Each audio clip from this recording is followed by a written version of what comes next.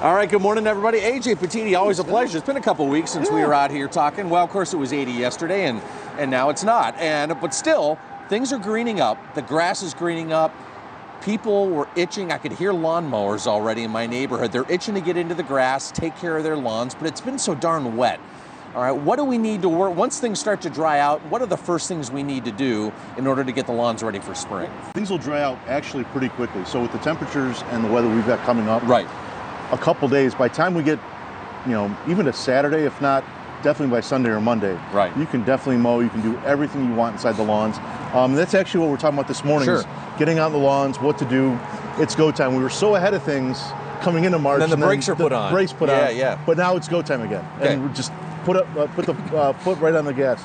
So right now you want to put down your step one. So as everything is waking up, we'll talk about fertilizing the beds in a second, but as everything's waking up, it's really important to have a good food source, a nutrient source available, and you want to also prevent crabgrass and other weed seeds from germinating. So those two things are really important right now if you can get ahead of it.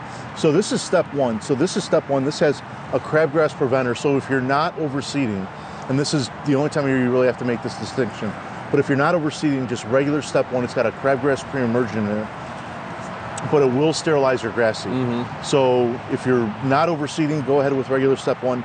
If you are seeding, there's a step one for seeding, which actually, it prevents the crabgrass from germinating, but allows the regular grass to grow. Sure. It's a lifesaver. If you've got big patches, if you've got areas that you're just trying to thicken up the lawn, it makes life so much easier. So that's the direction you want to go there. And then there's programs now where you can buy, the whole year's worth of fertilizer. There's a lot of savings to be had. You talk about thatching too, or dethatching your lawn. Yeah. Explain that, because once you get involved with that, it takes a while. So if you're thatching, and the easiest way, rent a thatcher. Right. Trying to do it by hand, you're in for a workout. Yes. So thatch is basically, if you go down by the roots and by the soil of each of the grass, it's this brown stuff that's kind of just between the soil and the top of the grass. So if you've got a big thick layer of that actually stops a lot of water, nutrients, everything from reaching the roots. So you want to go through, and if it's over like a half an inch, if you're digging through, you probably want to take a look at it. If you're over an inch, you definitely want to thatch. Right. It's not something you have to do every year. It's just if you've got that in there. Right. Rent the thatcher. It basically cleans out. There are little forks that go through that'll clean out all that thatch. But if you're fertilizing, thatch it first and then fertilize. Okay. Because what you're going to do is basically you're going to put all that fertilizer down. It's going to get caught up in the thatch, and then it's not going to make it. You're just going to remove it. So if you are thatching this year, go through thatch and then fertilize after that, and that'll get all those nutrients right down. But if you are thatching, you also want to overseed. So because you're going to be taking out a lot of grass, you take a lot of everything with that thatch. Which means you want to use this one here, use not the the step other one for seeding. Sure. So because you want to make sure that you fill in, otherwise it opens up a lot of surface area and it gives the opportunity for weed seeds to come in. Okay. So speaking of weeds, you can actually get ahead of the game right now with weeds. So this is Weed Beater Ultra. It works really well in low temperatures, which is a big important distinction. If you've got weeds that you want to get ahead of, and I would get ahead of them as soon as you can. You can even see kind of the ground ivy and some dandelions already coming up, and we haven't even started the season yet. Right. So if you want to get out there, get ahead of it, because especially that ground ivy, that just it's a very persistent weed.